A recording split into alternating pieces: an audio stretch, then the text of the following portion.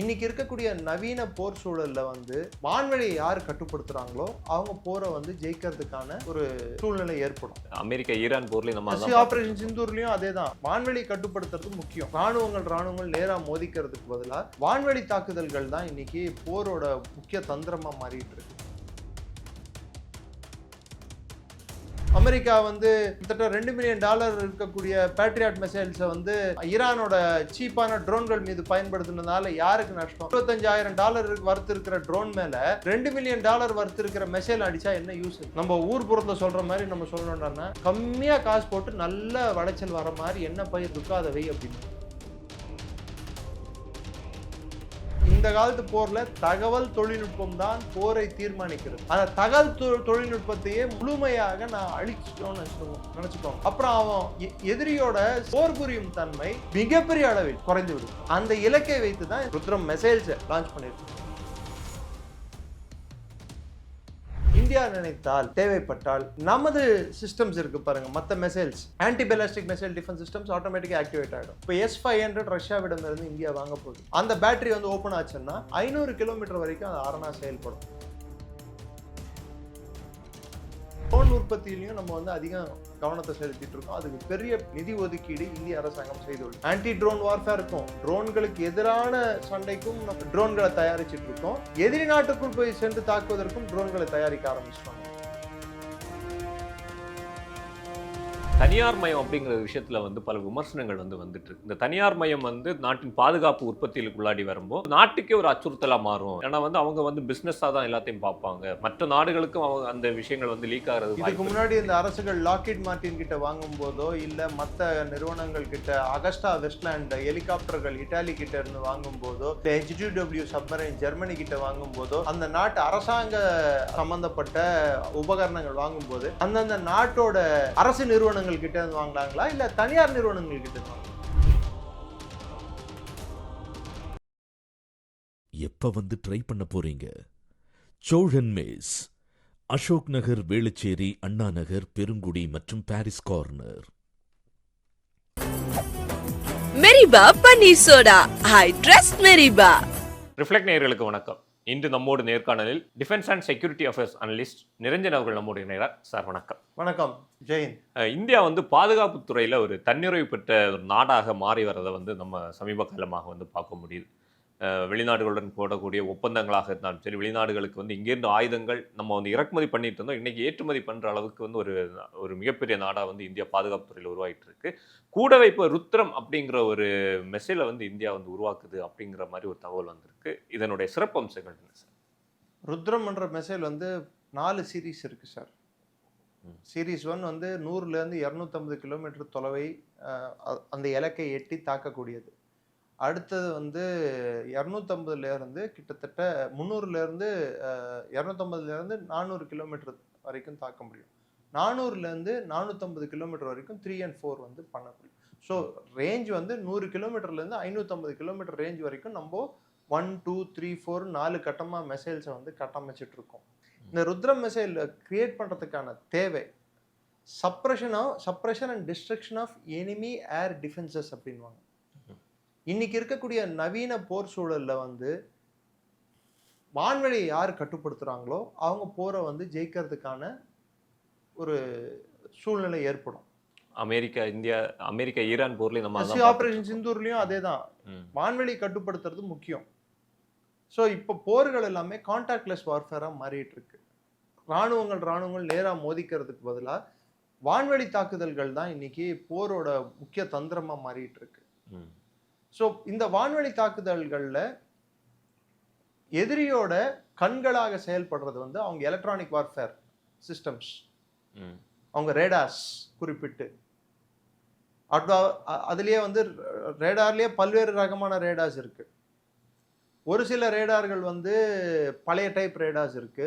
சில radars advance radars, advance electronic surveillance array radar அப்படின்வாங்க. அதாவது அது ஒரு இது அனுப்பும், சிக்னல் அனுப்பும். அந்த சிக்னல் போய் தாக்கி அந்த சிக்னல்லேருந்து என்ன மாதிரியான விமானம் எதிரி நாட்டிலேருந்து நம்மளை நோக்கி வந்துட்டு இருக்கு, அந்த விமானத்தோட தன்மை என்ன, அதோட விங் ஸ்பேன் எவ்வளோ, எத்தனை விமானங்கள் வருதுன்னு கணிக்க முடியும். ஐசா ரேடாஸ் அப்படின்வாங்க. இந்த ரேடாஸ் சைனாவும் வச்சிருக்கான், பாகிஸ்தானுக்கும் கொடுத்துருக்கான். ஸோ இந்த ரேடார்களை தான் இந்த ருத்ரம் தாக்கும். ஓகே. ஸோ பர்சுவலா சொல்லணும்டான்னா, உங்களுக்கு கண்களாக, எதிரியின் கண்களாகவும் காதுகளாகவும் செயல்படுவதை உங்க கண்ணையும் காதையும் பொத்திட்டோம்னு வச்சுக்கோங்க, என்ன பண்ண முடியும் உங்களால ஒரு போர்ல? குண்டு விழறதும் தெரியாது உங்களுக்கு, தாக்குதல் நடக்கிறதும் தெரியாது, என்ன பண்ணுவீங்க நீங்க? So you will be blind. அப்போ உங்களோட தாக்குதல்கள், உங்க விமானப்படையின் தாக்குதல்கள் துல்லியமாக எதிரி நாட்டுக்குள் செலுத்த முடியும். ஒண்ணு. ரெண்டாவது, எதிரி நாட்டு விமானங்கள் வந்து நம்ம நோக்கி வரும்போது நம்ம அவங்களுக்கு வந்து இன்ஃபர்மேஷன் கொடுத்து மேல கீழே இருந்தானே இன்ஃபர்மேஷன் கொடுத்துட்டு இருப்பாங்க. அந்த இன்ஃபர்மேஷன் நெட்வொர்க் சென்டரே காலின்னா இந்த காலத்து போர்ல தகவல் தொழில்நுட்பம் தான் போரை தீர்மானிக்கிறது. அந்த தகவல் தொழில்நுட்பத்தையே முழுமையாக நான் அழிச்சிட்டோம்னு நினைச்சுக்கோங்க. அப்புறம் அவன் எதிரியோட போர் புரியும் தன்மை மிகப்பெரிய அளவில் குறைந்து விடும். அந்த இலக்கை வைத்து தான் ருத்ரம் மிசைல்ஸை லான்ச் பண்ணியிருக்கோம். இந்த மிசைல்கள் சுக்காய் பிளேன்கள் மூலமாக செலுத்தப்படும். அது வந்து இன்னொரு பிளேனை போய் தாக்காது. ஆனா கீழே இருக்கிற electronic warfare vehicle system, radars, அதை போய் தாக்கும். அந்த பேட்டரிஸை போய் தாக்கும். அது சைனா ஆகட்டும் இல்லை பாகிஸ்தான் ஆகட்டும். ஸோ எதிரியின் கண்களையும் காதுகளையும் அழிப்பது தான் இந்த ஏவுகணையின் முக்கியமான வேலை. Okay. Suppression and destruction of enemy air defences அப்படின்வாங்க. CAID and DEAD, DEAD, dead. இதுதான் இதோட மெயின் இது. ஓகே. அப்போ இது மாதிரியான தாக்குதல்களை நம்ம விமானம் செய்த பிற்பாடு அதுக்கப்புறம் என்ன பண்ண முடியும்? இந்தியா நினைத்தால், தேவைப்பட்டால், நமது சிஸ்டம்ஸ் இருக்கு பாருங்க, மற்ற missiles, anti ballistic missile defence systems ஆட்டோமேட்டிக்காக ஆக்டிவேட் ஆகிடும். இப்போ S-500 ரஷ்யாவிடம் இருந்து இந்தியா வாங்க போகுது. ஆல்ரெடி S-400 இருக்கு. 400னா 400 கிலோமீட்டர் வரைக்கும் அது அரணாக செயல்படும். ஆல்ரெடி இந்தியா கிட்ட அஸ்த்ரா இருக்கு. அஸ்த்ரா இல்லாம இப்போ இதுவும் நான் இப்போ சொன்னேன் பாருங்க, S-500 ரஷ்யா கிட்ட இருந்து வாங்குற இது anti ballistic missile defence system. அந்த பேட்டரி வந்து ஓப்பன் ஆச்சுன்னா 500 கிலோமீட்டர் வரைக்கும் அது அரணா செயல்படும். ஸோ இது லேயர் டிஃபென்ஸ் பேட்டர்ன் அப்படின்னுவாங்க. லேயர் டிஃபென்ஸ்னா இப்போ அங்கேருந்து வரக்கூடிய ட்ரோன்கள், சின்ன ட்ரோன்கள், பைரக்டர் ட்ரோன், இது மாதிரி ட்ரோன்களுக்காக நம்ம வந்து பாசிவ் ட்ரோன்ஸ், ஆக்டிவ் ட்ரோன்ஸ், மேல் ட்ரோன்ஸ் அப்படின்னு சொல்லுவாங்க. மேல் ட்ரோன்ஸும் அதே மாதிரி ஃபீமேல் ட்ரோன்ஸும் சொல்லுவாங்க. ட்ரோன்களே பல்வேறு ரகம் இருக்கிறது. இந்த மேல் ட்ரோன்ஸையும் நம்ம ட்ரோன் உற்பத்தியிலையும் நம்ம வந்து அதிகம் கவனத்தை செலுத்திட்டு இருக்கோம். அதுக்கு பெரிய நிதி ஒதுக்கீடு இந்திய அரசாங்கம் செய்துள்ளது. ஆன்டி ட்ரோன் வார்ஃபேர் இருக்கும், ட்ரோன்களுக்கு எதிரான சண்டைக்கும் நம்ம ட்ரோன்களை தயாரிச்சுட்டு இருக்கோம். எதிரி நாட்டுக்குள் போய் சென்று தாக்குவதற்கும் ட்ரோன்களை தயாரிக்க ஆரம்பிச்சிட்டோம் நம்ம. அது ஈரான் போர் மூலமாக ஆபரேஷன் சிந்தூர்ல 600க்கும் மேற்பட்ட ட்ரோன்கள் இந்தியாவில் ஊடுருவின. ஒரு ட்ரோன் கூட இலக்கை எட்டல. ராஜஸ்தான்ல ஒரே ஒரு மிசைல் மாத்திரம் ஒரு வீட்டை, யாரும் இல்லாத வீட்டை போய் அடிச்சுது. உயிர் சேதம் இல்லை. அஃப்கோர்ஸ் பொருள் சேதம் இருக்குன்னா ராஜஸ்தான்ல இருந்த அந்த குடிசை வீடு விழுந்துருச்சு. அது கட்ட பல கோடி ரூபாய் பாகிஸ்தானுக்கு செலவாகும்னு அவங்க நம்புறாங்க. நம்ம ஒன்றும் பண்ண முடியாது. ஓகே. ஸோ இது ஒரு பக்கம் இருக்க. இப்போ இந்த ட்ரோன்களை மட்டும் கட்டமைச்சா மாத்திரம் நம்ம எதிரியை வந்து நிலைகுலைய செய்ய முடியாது ஒரு போர் சூழல்ல. அதுக்கு நெக்ஸ்ட் எதிரிகள் அனுப்பக்கூடிய ஏவுகணைகளை நாம் நிறுத்த முடியும். நிறுத்துறதுக்கு S-400 ஒரு லைன் ஆஃப் ப்ரொடெக்ஷனாக இருக்கும். S-500 ஒரு லைன் ஆஃப் ப்ரொடெக்ஷன். S-500 இருக்கும், திரும்பி S-400 இருக்கும், திரும்பி அஸ்த்ரா இருக்கும். இதுதான் மல்டி லேயர் டிஃபென்ஸ் ஸ்ட்ராட்டஜி. ஏன்னா அவன் அனுப்புகிற ஒரு சீப் ட்ரோன், இப்போ அமெரிக்கா வந்து கிட்டத்தட்ட $2 மில்லியன் இருக்கக்கூடிய பேட்ரியாட் மிசைல்ஸை வந்து ஈரானோட சீப்பான ட்ரோன்கள் மீது பயன்படுத்தினதால யாருக்கு நஷ்டம்? $25,000 வர்த்து இருக்கிற ட்ரோன் மேல $2 மில்லியன் வர்த்து இருக்கிற மிசைல் அடிச்சா என்ன யூஸ் இருக்கு? ராணுவத்துல எக்கானமி ஆஃப் எஃபர்ட் அப்படின்வாங்க. நம்ம போடுற அந்த பொருள் செலவும் சரி, நம்ம கொடுக்குற அந்த உழைப்பும் சரி ப்ரொபோர்ஷனேட்டாக இருக்கணும். அதிகம் உழைப்பையும் கொடுக்கக்கூடாது, அதிக பொருள் செலவையும் ஏற்படுத்தக்கூடாது. அப்போ என்ன ஆகும்னா, அதிக பொருள் செலவும் அதிகம் உழைப்பும் நம்ம ஒரே இடத்துல போட்டோம்னா இன்னொரு இடத்துல கான்சென்ட்ரேட் பண்ண முடியாது, தோய்வு நிலை வந்துடும். ஏன்னா போர்ல ஒரு பொருள் யூஸ் பண்ணது திரும்பி நம்ம வந்து உற்பத்தி பண்றதுக்கு பல நாட்கள் ஆகும். அது ஒன்றும் நம்ம ஸ்டாக் இருந்தா போர்ல எல்லாமே எக்ஸாஸ்ட் ஆகிற ஸ்டாக் தான். ஒன்ஸ் யூஸ் இஸ் ஃபினிஷ்ட், அது திரும்பி வராது. நம்மளுக்கு உற்பத்தி பண்றதுக்கு டைம் ஆகும், அது பொருள் செலவாகும், மேன் ஹவர்ஸ் தேவை, இத்தனை பேர் வேலை பார்க்கணும்னு தேவை, திரும்பி அது கரெக்டாக ஒர்க் பண்ணுதா இல்லையான்னு அதை நம்ம செக் பண்ணணும். ஸோ நிறைய விஷயங்கள் இருக்கு. இருக்கும்போது கம்மியான செலவில் எப்படி போரை முடிக்கணும், கொண்ட இலக்கை எப்படி எட்ட வேண்டும் என்பதுதான் போரின் முக்கியமான தந்திரம். ஓகே, அது பேர் தான் economy of effort, principles of வார்ல சொல்லுவாங்க, எக்கானமி ஆஃப் எஃபர்ட் அப்படின்வாங்க. நம்ம ஊர்புறத்தில் சொல்ற மாதிரி நம்ம சொல்லணும்னா, கம்மியா காசு போட்டு நல்ல விளைச்சல் வர மாதிரி என்ன பயிர் இருக்கோ அதை வை அப்படின்னுவாங்க. இந்தியா பண்ணுது அதுதான் போர்லயும் அதுதான் சார். எதிரியோட ட்ரோன் அடிக்கிறதுக்கு நம்ம லேசர் கன்ஸ் வச்சிருக்கோம். இப்போ பழைய ரஷ்யன் கன்ஸை வந்து அதை மாடிஃபை பண்ணி இப்போ எலக்ட்ரானிக் வார்ஃபேரோட அதை இன்டிகிரேட் பண்ணி இப்போ லேசர் கன்ஸாக மாற்றிருக்கோம். ட்ரேசர் புல்லட் மாதிரி போகும். அது சிந்துரப்போ பார்த்தீங்களா, ட்ரோன் வரும்போது ட்ரேசர் புல்லட் மாதிரி போய் அடிக்கும் பாருங்க, லைட் மாதிரி போய் அடிக்கும் பாருங்க, அது மாதிரி மாற்றிருக்கோம் நம்ம.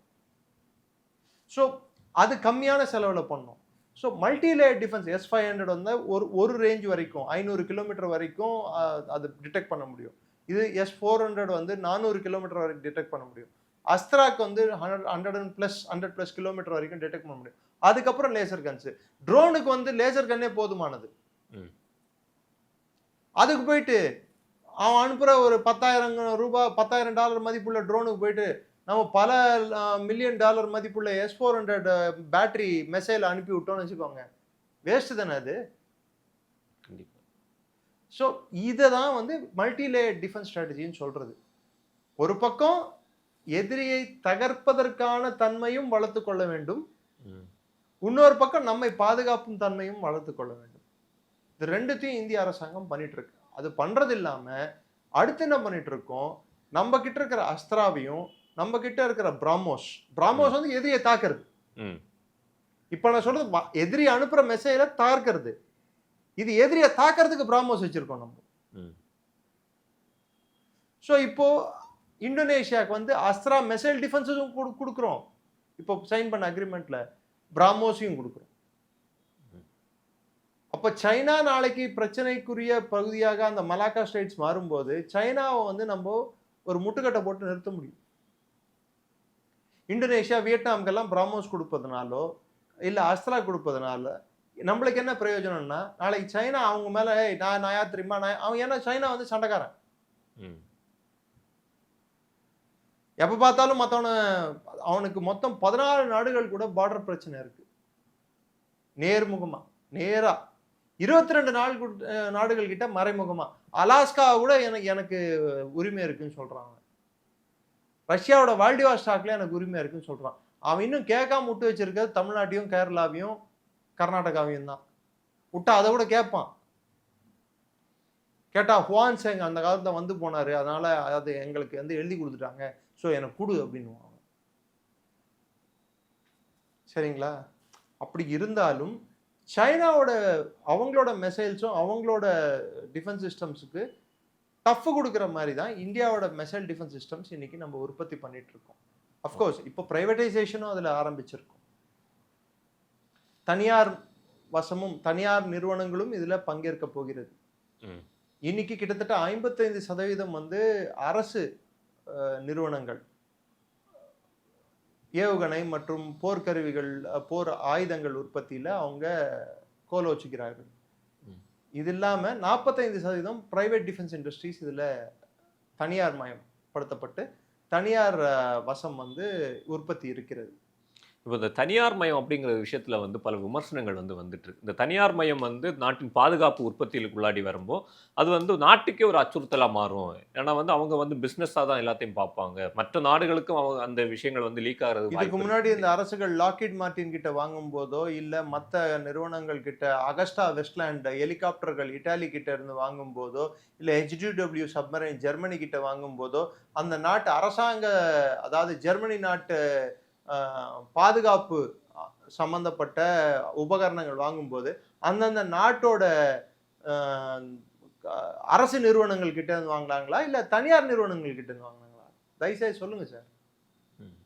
லாக்ஹீட் மார்ட்டின் தனியார் நிறுவனமா இல்ல அரசு நிறுவனமா அமெரிக்கால? இல்ல போயிங் தனியார் நிறுவனமா இல்ல அரசு நிறுவனமா? இல்ல மிர்ரேஜ் தனியார் நிறுவனமா அரசு நிறுவனமா? எல்லாம் தனியார் தானே. நீங்க வெளிநாட்டுல இருந்து வாங்கும்போது மாத்திரம் தனியார் கிட்ட வாங்குவீங்க. ஏன்னா இங்க கட்டிங் வரலன்னு சொல்லிட்டு உள்நாட்டு உற்பத்தியை வந்து என்னைக்கும் வளர விடக்கூடாது. அது மாதிரி ஒரு சிந்தனையை வந்து நம்ம ஏற்படுத்திட்டோம். ஆலை இல்லா ஊர்ல இல்பம்பூ சக்கரைன்னு சொல்லிட்டு ஒரு காலத்துல அம்பாசிடர் காரை மாத்திரமே ரோட்ல ஓட விட்டு அதுதான் சிறந்த வண்டி. ஏன்னா குதிரை ஒண்ணு மட்டும் ஓடினா ரேஸ்ல அதுதான் ஜெயிக்கும். 10 குதிரை ஓடினா அப்ப இந்த குதிரையோட இது குதிரையா கழுதியான்னு தெரிஞ்சிடல. ம். நான் சொல்றது கரெக்டா? ஆம். 10 கார்கள் மற்ற கார்கள் இந்தியாவில் உற்பத்தி வளர வளர அம்பாசிடர் என்னாச்சு? காம்படிஷனே இல்லாதப்போ நீங்க பண்றது தானே சார் பொருள். அந்த காம்படிஷன் வரணும் இல்ல. நான் ஒத்துக்கிறேன், லீக்கேஜ் இருக்கலாம், சில இடங்கள்ல வந்து தவறுகள் நடக்கிறதுக்கான வாய்ப்புகள் இருக்கு, நான் ஒத்துக்கிறேன். அதற்கான தனியா industrial security management, industrial security infrastructure அதை கிரியேட் பண்ணி ஆகணும். இண்டஸ்ட்ரியல் எஸ்பனேஜ்ன்றதுல சைனா வந்து கில்லேடிகள், அதுலேருந்து நம்மளை பாதுகாத்துக்கிறதுக்கான தேவை இருக்கிறது, இல்லைன்னு நான் சொல்லவே இல்லை. அதுக்கு என்ன இருக்கோ அதுக்குன்ட்டு வெயில்ல போனா என் கண்ணு கட்டுறோம்னு சொல்லிட்டு வீட்லயே உட்காந்துட்டு இருக்க முடியுமா? இப்போ அதுக்கெல்லாம் வந்து ஒரு நம்ம இப்போ வந்து ஒரு விமர்சனம் வருது, விமர்சனத்துக்கு ஒரு பதிலை வந்து நம்ம சொல்றோம். ஆனா அதே மாதிரி ஒரு விஷயம் வந்து இப்போ நடந்திருக்கு. நம்ம நாட்டினுடைய மிகப்பெரிய ஒரு கூடங்குளம் அணுமின் நிலையம், அது தெரியும், ஒரு மிகப்பெரிய ஒரு பாதுகாக்கப்பட்ட ஒரு பகுதி. 19,000 ஃபைல்ஸ் வந்து லீக் ஆயிருக்குன்னு சொல்லிட்டு டார்க் வெப்ல போட்டிருக்காங்க. ஆமா. ஆனா அணுமின் நிலையம், nuclear power corporation of India limited, NPCIL, அவங்க வந்து அதுக்கு திட்டவட்டமான, ஐ திங்க் பிரதீக் அகர்வால் நினைக்கிறேன் அதோட இது, அவர் வந்து திட்டவட்டமான ஒரு அறிக்கை அரசாங்கமே கொடுத்திருக்கிறது. அதன்படி யூனிட் 2, யூனிட் 3, யூனிட் 4 கூடங்குளம் அணுமின் நிலையத்தை 3 and 4 தான் வந்து இப்போ கன்ஸ்ட்ரக்ஷன்ல இருக்கு. அந்த கன்ஸ்ட்ரக்ஷன்ல இருக்கக்கூடிய எந்த ஒரு பிளானோ, எந்த ஒரு மேப்போ, எந்த ஒரு இதுவோ எங்கேயும் லீக் ஆகல. அது சம்பந்தப்பட்ட தொழில்நுட்ப ரீதியிலையும் சரி, கட்டமைப்பு ரீதியிலையும் சரி எதுவுமே வெளியே வரல. வெளியே வந்தது எல்லாமே வந்து பேலன்ஸ் ஆஃப் பிளான்னு சொல்லக்கூடிய ரிலையன்ஸ் இண்டஸ்ட்ரி கொடுக்கப்பட்ட கான்ட்ராக்ட் சம்மந்தப்பட்டது. கான்ட்ராக்ட் சம்மந்தப்பட்டதுன்னா cafeteria, common area, parking lot, இது மாதிரி.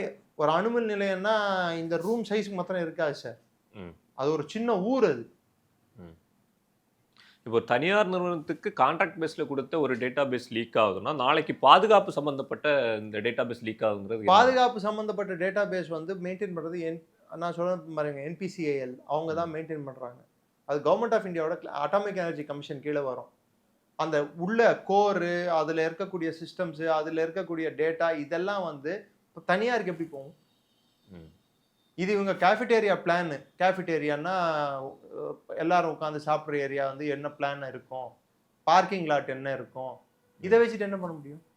ஓகே, ஜஸ்ட் வந்து அது எம்ப்ளாயிஸ் யூஸ் பண்ணக்கூடிய ஒரு பகுதி அப்படின்பா. காமன் பகுதி, கான்ட்ராக்ட் கொடுத்த பகுதியோட மேப் லீக் ஆயிருக்கு, அது சம்பந்தப்பட்ட ஃபைல்ஸ் லீக் ஆயிருக்கே தவிர்த்து, நான் சொல்றேன், நான் உங்களுக்கு வேணும்னா உங்களுக்கு காட்டுறேன். நான் இது சொன்ன மாதிரி பிரதீக் அகர்வால் தான், nuclear power corporation of India limited.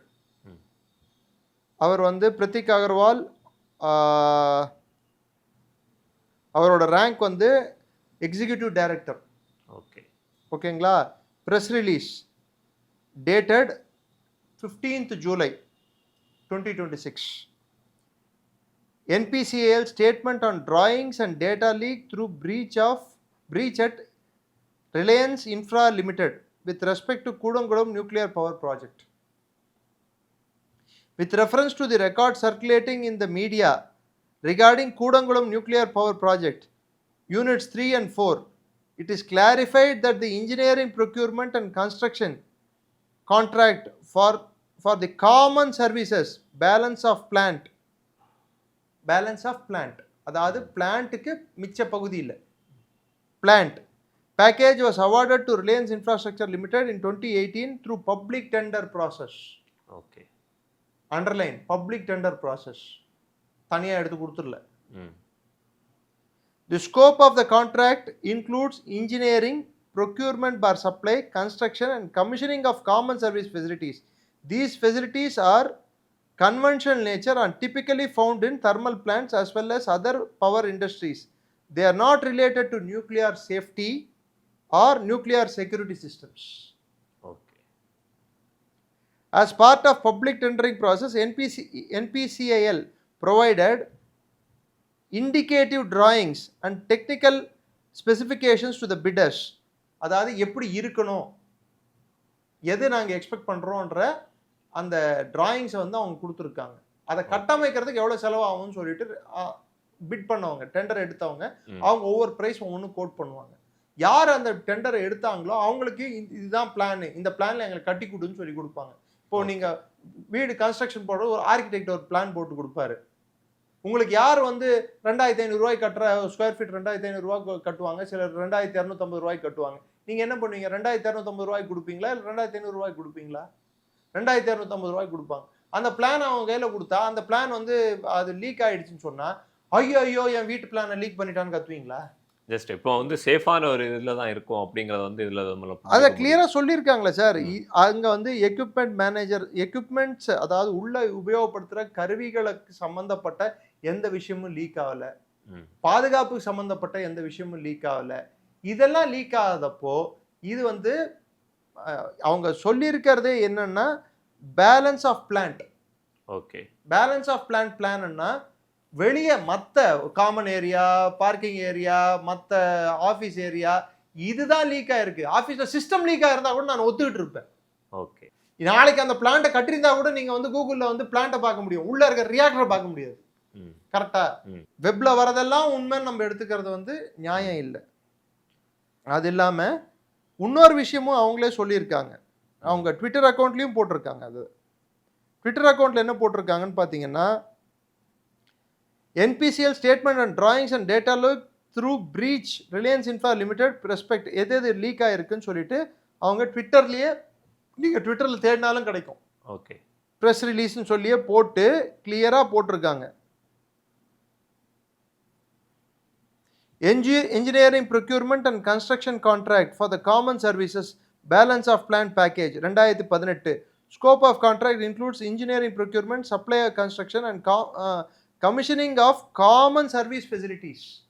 Okay. அப்போ டாய்லெட்டோட பிளான் லீக் ஆனால் கூட லீக்கா?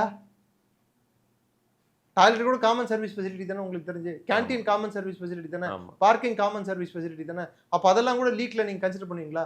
ஐயோ எங்கள் நாட்டோட அணு ஆயுதம் இதுவே லீக் ஆகிடுச்சுன்னு சொல்லுவீங்களா நீங்கள்? செய்திகள் வெளிவரும்போது அப்படிதான் ஒரு அச்சத்தை வந்து மக்களுக்கு அது உருவாக்குது. It's a false narrative, false flag. It is part of information warfare. அரசாங்கத்தை வந்து ஒரு அழுத்தம் கொடுக்கறதுக்கும் அரசாங்கம் வந்து சரியாக பாதுகாக்கலன்னு சொல்கிறதுக்கான ஒரு வழிமுறை இது. இது எல்லா எதிரி நாடுகளும் இதை பண்ணும். அதில் இந்தியாவில் இருக்கக்கூடிய இந்திய அரசுக்கு எதிரான நிலைப்பாடு கொண்ட அமைப்புகளும் ஊடகங்களும் இதை வந்து பூதாகரமாக்கும். ஓகே, லீக்கு ஒரு காலத்தில் ஆதார் கார்டு இவ்வளோ லீக் ஆகிடுச்சு, என்னோட டேட்டாவே ப்ரீச் ஆகிடுச்சு, லபோதிபோன்னு கத்துனாங்க. இன்னைக்கு பல லட்சம் பெங்காலிகளுக்கு பங்களாதேஷ்காரனுக்கு ஆதார் கார்டு கொடுத்துருக்காங்களா? அப்போ நம்மளது லீக்கா இல்லையா? சொல்லுங்கள் சார். இப்போ ஷேர் போயிட்டுருக்கு, நிறைய பேருக்கு வந்து பேரே இல்லாமல் போயிட்டுருக்கு, ஆதார் கார்டு திட்ட ஆதார் கார்டுன்னு தெரிய வருது. அது லீக்கா இல்லையா? இங்கே ஒரு பழம்பெரும் நடிகர் தெலங்கானாவில் ஒரு ஓட்டர் ஐடியில் பேர் வச்சுருக்காரு, கர்நாடகாவில் ஓட்டர் ஐடியில் பேர் வச்சுருக்காரு, தமிழ்நாட்டில் ஓட்டர் ஐடியில் பேர் வச்சுருக்காரு. இது தப்பாக தெரியலையா? அவங்க மாதிரி ஆளுங்க தான் இதுக்கெல்லாம் குரல் கொடுப்பாங்க. நாட்டு பாதுகாப்பு அப்படின்னு சொல்லிட்டு பாதுகாப்புக்கு ஸ்பெல்லிங்கும் தெரியாது, அதோட அர்த்தமும் புரியாது. இப்படிப்பட்ட ஆளுங்க தான் பேசுவாங்க இதை பற்றி. ஓகே, இந்த மாதிரி விமர்சனங்களை எல்லாம் கடந்து இந்தியா வந்து பாதுகாப்பு துறையில் தனக்கான ஒரு அத்தியாயத்தை வந்து எட்டிட்டு இருக்கு அப்படிங்கறது சார். நம்ம பார்க்கணும். நேவி வார் ரூம் லீக்கே இந்தியாவோட ராணுவ பிளான்களே 2006 வருஷத்துல அட்மிரல் அருண் பிரகாஷ் அவர்கள் இருக்கும்போது பென்டிரைவ்கள் மூலமாக அந்த பிளான்கள் லீக் ஆயின. நீங்க நேவி வார் ரூம் லீக்னு எடுத்து நெட்ல சர்ச் பண்ணி பாருங்க, நான் சொல்றது பொய்யா இருந்தா. லீக் ஆச்சு அந்த டைம்ல. அதுக்கப்புறம் தான் எல்லா இம்பார்ட்டன்ட் ராணுவ சம்பந்தப்பட்ட, ராணுவம்னா ராணுவம், விமானப்படை, கப்பல் படை பிளஸ் பாதுகாப்பு சம்பந்தப்பட்ட எல்லா அமைப்புகள்லையும் பென்டிரைவ்கள் நாட் அலவுடுன்னு எடுத்துட்டு வந்தாங்க ரூல். சரிங்களா? நம்ம எந்த கப்பல் எங்க போகுது, அதோட ப்ளூ பிரிண்ட், அது எந்த கப்பல் வந்து எந்த இடத்துல இந்த மாசம் எங்க வந்து நம்ம அதை வந்து அனுப்ப போறோம், இது எல்லாமே வந்து லீக் ஆயிட்டு இருந்தது. எல்லா சமயங்கள்லையுமே வந்து லீக் என்பது வந்து இது தனியார் நிறுவனத்திலேருந்து நடந்திருக்கிற லீக், அரசாங்கத்திலேருந்து நடந்திருக்கிற லீக்கா அப்படின்னு எடுத்து பார்த்தீங்கன்னா இல்லை. நான் இப்போ சொன்ன நேவி வார் ரூம் லீக் அரசாங்கத்தில் நடந்த லீக். இந்தியாவோட கப்பல் படை எந்தெந்த இடத்துல எந்தெந்த பெரிய கப்பல்கள் இருக்க போகிறது, அது என்ன மாதிரியான நம்மளோட மூமெண்ட், ஃப்ளீட் மூமெண்ட்னா எத்தனை கப்பல்கள் எந்த டைரக்ஷன்ல இருக்க போகுது, ஈஸ்டர்ன் சீபோர்டில் எத்தனை இருக்க போகுது, வெஸ்ட்ல எவ்வளோ இருக்க போகுது, சவுத்ல இந்திய பெருங்கடல்ல எத்தனை இருக்க போகுது, இதோட மொத்த பிளானே வந்து லீக் ஆச்சு. அப்ப அதெல்லாம் லீக்கா தெரியலையா?